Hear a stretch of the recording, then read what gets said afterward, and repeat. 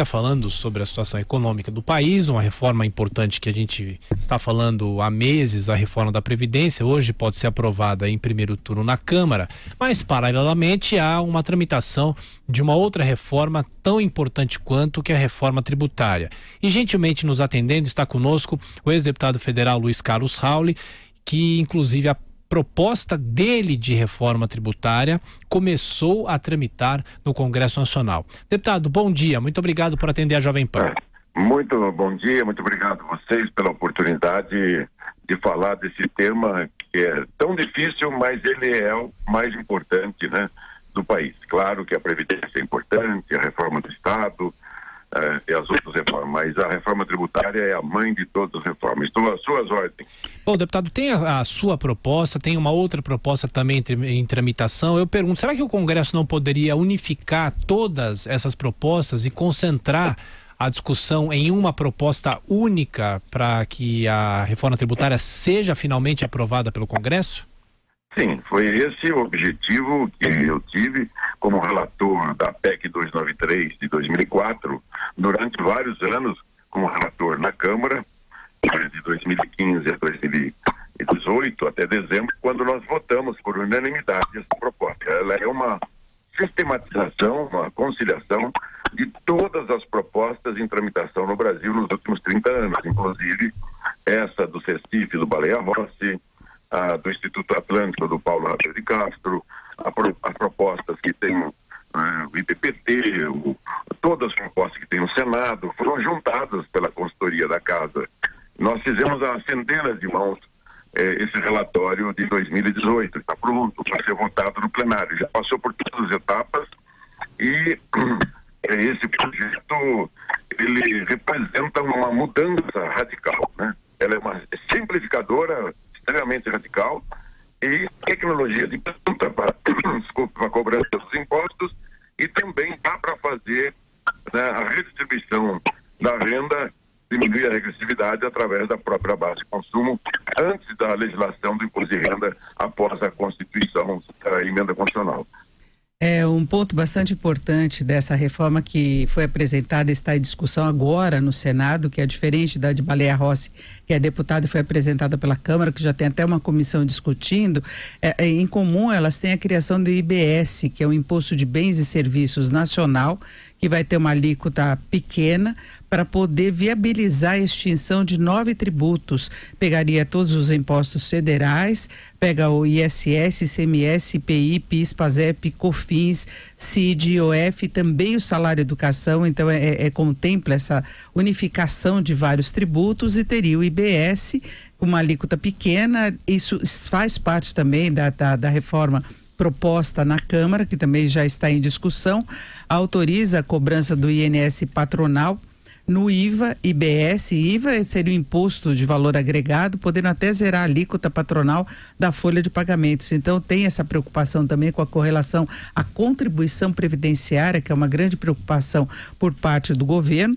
E teria um imposto seletivo federal, que eu acho que é uma questão mais complicada, que é agregada aí por essa reforma apresentada pelo ex-deputado Luiz Carlos Rauli. Eu vou só pedir um tempinho para o deputado, que continua na nossa linha, mas o presidente Jair Bolsonaro está falando nesse momento na Câmara. É um culto que está sendo feito na Câmara, culto evangélico, e ele foi convidado. Os ministros, o Onyx Lorenzoni atrás dele. Vamos acompanhar um trecho dessa solenidade na Câmara, vamos dizer assim.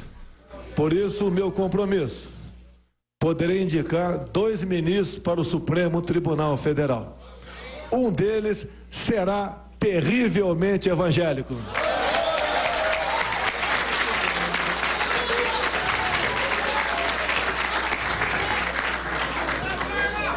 Nós aqui, enquanto parlamentares, respeitamos a todas as instituições, mas ao povo que nós devemos lealdade. Eu agradeço a Deus por esse momento, pela minha vida e pela missão. E essa missão será cumprida ao lado de pessoas maravilhosas, que são todos vocês aqui, em especial deputados e senadores. Aí fora temos problemas. Em grande parte, a solução passa por nós. E tenho certeza, com o pensamento no bem, no próximo e naquele que nos deu a vida, nós daremos a devida satisfação a esses brasileiros maravilhosos que nos botaram dentro dessa casa. Aí o presidente da República, Jair Bolsonaro, que está participando de um culto na Câmara dos Deputados, não é no plenário principal, mas assim num anexo da Câmara dos Deputados. E voltamos a falar sobre a reforma tributária. Deputado Luiz Carlos Rauli, ex-deputado federal, conosco. Denise Campos de Toledo, a sua pergunta. Deputado, antes nós temos a interrupção aí, eu falava de algumas mudanças que vêm com essa proposta que o senhor apresentou e tem alguns pontos em comum com a reforma que está em tramitação na Câmara, que vem do Centro de Cidadania Fiscal, como a questão do IBS. Agora fica mais complicada essa questão do imposto seletivo. Como é que ele funcionaria? Porque ele pega algumas áreas mais específicas, né? Nós adotamos o modelo europeu, né? A nossa consultoria revisionou todos os projetos na Câmara e no Senado nos últimos 32 anos, desde a Constituição de 88, e também estudamos os modelos europeus, de IVA e canadense, e também outros modelos alternativos. E chegamos à conclusão que o melhor seria o IBS, que é o IVA, que se chama de IVA, né? IBS, ele está consignado desde sempre, nossa proposta sempre teve o IBS, e o seletivo. O que é o seletivo?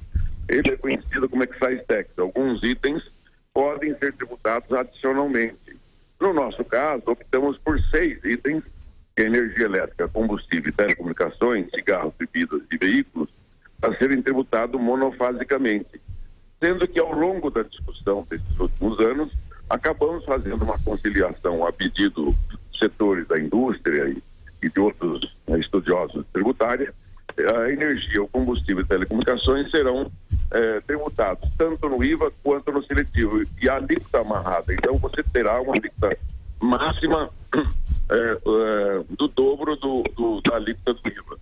Ficou muito bem resolvida essa questão, e se a indústria, né, ou os setores reclamarem, nós podemos estudar outra opção na tramitação da proposta, que seria de dar um creditamento total.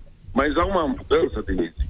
Antes disso, o imposto nunca mais ficará na mão da empresa.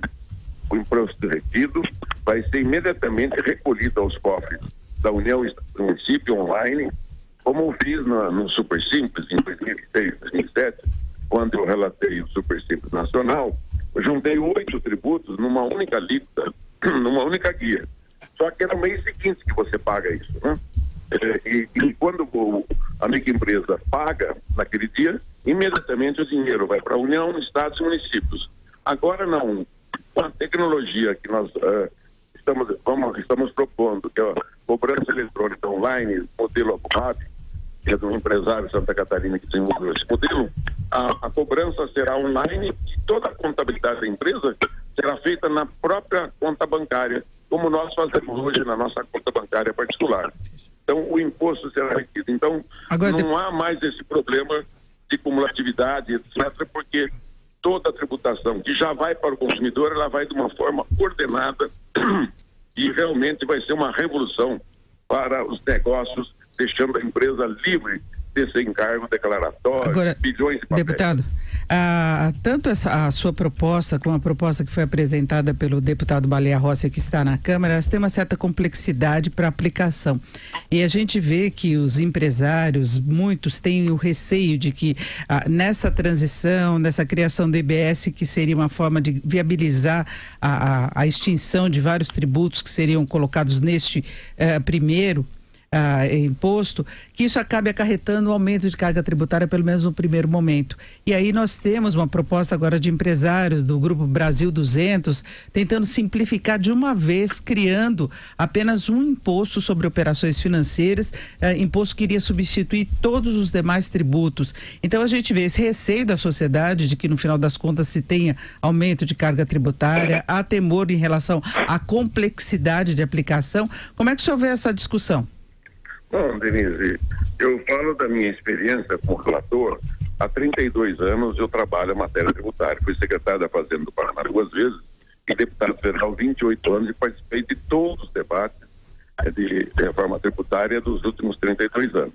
Primeiro como secretário na Constituinte, de 87 a 88, e depois como deputado apresentando e debatendo proposta pelo Brasil inteiro.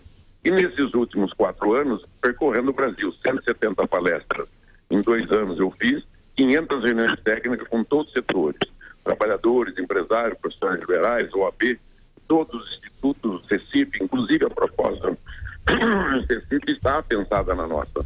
Então, essa proposta desse movimento Brasil, ela retorna à luta do imposto único de 25 anos atrás, que é o Flávio Rocha, que era deputado na época, nas ideias do Marco Cintra. Então, essa mudança deles é mais radical do que a nossa. A nossa vem de um conceito do modelo europeu consagrado que fez aquelas nações desenvolvidas, prósperas, um Estado, né, realmente que tributa desigualmente aos desiguais, que faz justiça tributária e que, na realidade, a proposta IVA é uma proposta vencedora, né, nacional. Okay. Eu até tinha, até 2 anos atrás, a minha proposta tinha a cobrança da Previdência Patronal com o IOF e Previdência. Mas eu apanhei tanto da imprensa e apanhei tanto em todos os debates que acabei recuando da proposta, inclusive na época, a pedido do próprio governo, que dizia que estava atrapalhando a reforma da Previdência. Então, quando eu retirei do texto esta proposta, foi um alívio, foi uma coisa maravilhosa. Os empresários todos aplaudiram, trabalhadores, tanto que todos os auditores hoje, municipais, estaduais, federais, estão conosco para a nossa proposta. E 90% das empresas de todas as entidades nacionais estão conosco, apoiando a nossa proposta. Okay. Eu acredito que o Flávio Rocha terá grande dificuldade de ter uma entidade nacional para apoiar a proposta do imposto único com a alíquota de 2,5%, que não dá para substituir. Você sabe que é 2,5% na entrada e 2,5% na saída. Nós já estudamos o modelo dele. Realmente é uma ideia brilhante, mas é muito arriscado fazer essa mudança como eles estão propondo. É mais seguro você caminhar pelo caminho que a Europa inteira, o Canadá e o próprio Estados Unidos tem, né? Imposto de renda clássico, imposto de consumo, IVA e seletivo, e agora com a tecnologia da cobrança eletrônica desenvolvida por esse empresário, é uma revolução. Ela é uma revolução maior do que essa cobrança na CPMF. Imagine Deputado. Você, Denise, só concluindo, Por favor. a tua conta bancária, você manda emprestado para tua irmã R$5.000, cobra lá. Volta o dinheiro, cobra de novo. Né? Não tem cabimento isso, né? Não tem cabimento. Imagina a operação em bolsa, a operação bancária, tudo vai ter uma incidência, né, do imposto de movimentação financeira. Eu acho que ele vai ter muito mais dificuldade do que nós estamos tendo de aprovar a nossa proposta. Deputado Rauli, mais uma vez, obrigado por atender a Jovem Pan. A gente volta a se falar outras vezes acompanhando essa tramitação no Congresso Nacional. Até a próxima. Até a próxima.